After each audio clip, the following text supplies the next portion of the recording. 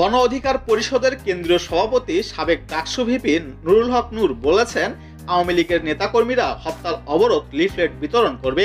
রাস্তায় নেমে দেখা মাত্রই দলমত নির্বিশেষে তা প্রতিহত করা হবে। বিকেলে নারায়ণগঞ্জের সোনারগাঁ পৌরসভা মাঠে জুলাই গণ অভ্যুত্থান ও আগামীর বাংলাদেশ বিনির্মাণে জন আকাঙ্ক্ষার রাজনীতি শীর্ষক সভায় প্রধান অতিথির বক্তব্যে তিনি এসব কথা বলেন।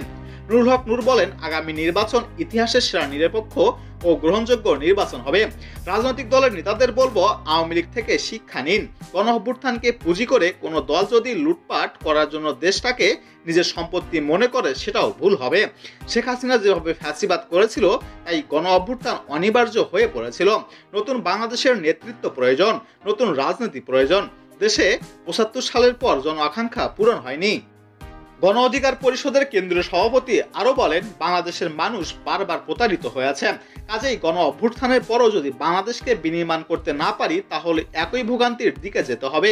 আইন শৃঙ্খলা পরিস্থিতি উন্নতি ও দ্রব্যমূল্য নিয়ন্ত্রণ করার জন্য সরকারের প্রতি আহ্বান জানান তিনি।